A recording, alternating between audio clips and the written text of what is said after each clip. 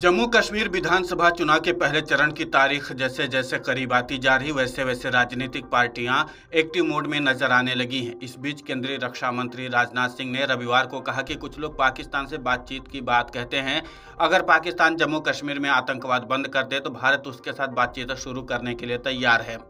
बनिहाल विधानसभा क्षेत्र में बीजेपी उम्मीदवार के समर्थन में चुनावी रैली को संबोधित करते हुए रक्षा मंत्री राजनाथ सिंह ने कहा कि पाकिस्तान आतंकवाद को समर्थन देना बंद करे। कौन पड़ोसी देशों के साथ संबंध नहीं सुधारना चाहेगा, क्योंकि मैं इस वास्तविकता को जानता हूं कि आप अपने मित्र को बदल सकते हैं लेकिन अपने पड़ोसी को नहीं।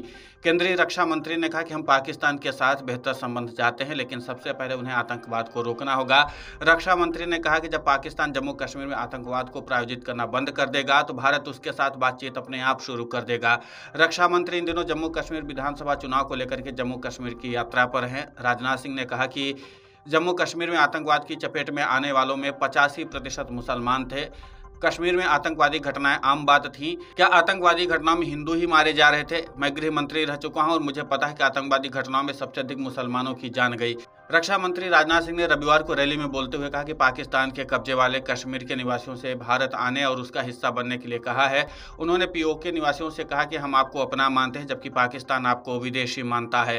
केंद्रीय गृह मंत्री अमित शाह ने कहा कि जम्मू कश्मीर में जब तक पाकिस्तान आतंकवाद को समर्थन देना बंद नहीं कर देता है तब तक पाकिस्तान से कोई बातचीत नहीं की जाएगी। ऐसे में एलओसी ट्रेड पर भी सोचा नहीं जाएगा। हम जम्मू कश्मीर के युवाओं से उनके मुद्दों पर जरूर बातचीत करेंगे। जम्मू कश्मीर में आतंकवाद के उदय में शामिल लोगों की जिम्मेदारी तय करने के लिए श्वेत पत्र जारी किया जाएगा। जम्मू कश्मीर में शुक्रवार को विधानसभा चुनाव के लिए पार्टी के 25 सूत्री संकल्प पत्र जारी करने के दौरान अमित शाह ने मीडिया से कहा कि अनुच्छेद 370 अब इतिहास बन चुका है, वो कभी वापस नहीं आएगा। मैंने नेशनल कॉन्फ्रेंस के एजेंडे को पढ़ा है। मैं पूरे देश को स्पष्ट रूप से कह देना चाहता हूं कि अनुच्छेद 370 अब संविधान का हिस्सा नहीं है। इस अनुच्छेद ने युवाओं के हाथों में केवल हथियार और पत्थर दिए हैं और उन्हें आतंकवाद के रास्ते पर धकेला है। उन्होंने कहा कि कांग्रेस ने नेशनल कॉन्फ्रेंस के एजेंडे पर मौन समर्थन दिया है। कांग्रेस और राहुल गांधी ने नेशनल कॉन्फ्रेंस के एजेंडे पर अपने रुख को देशवासियों के सामने स्पष्ट करना चाहिए। मैं उमर अब्दुल्ला से कहना चाहता हूं कि परिणाम जो भी हों, हम आपको गुज्जरों, बकरवालों और पहाड़ियों को दिए गए आरक्षण को छूने नहीं देंगे। जम्मू कश्मीर से आतंकवाद का पूरी तरीके से सफाया कर दिया जाएगा। जम्मू कश्मीर के विकास को और सुनिश्चित करने के लिए हमें पूरे 5 साल का कार्यकाल चाहिए। प्रधानमंत्री नरेंद्र मोदी सरकार के नेतृत्व में जम्मू कश्मीर पिछले 10 साल की अवधि में देश और जम्मू कश्मीर के इतिहास में स्वर्ण अक्षरों में लिखा जाएगा।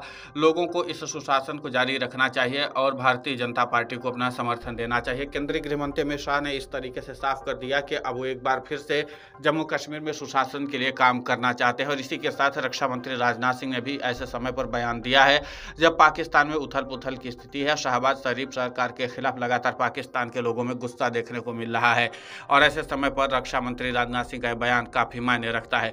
वीडियो डेस्क कमरुजाला.com। अगर आप ये वीडियो YouTube पर देख रहे हैं तो हमारे चैनल को सब्सक्राइब करें और बेल आइकन को दबाना ना भूलें। अगर आप Facebook पर ये वीडियो देख रहे हैं तो हमारे पेज को लाइक करें।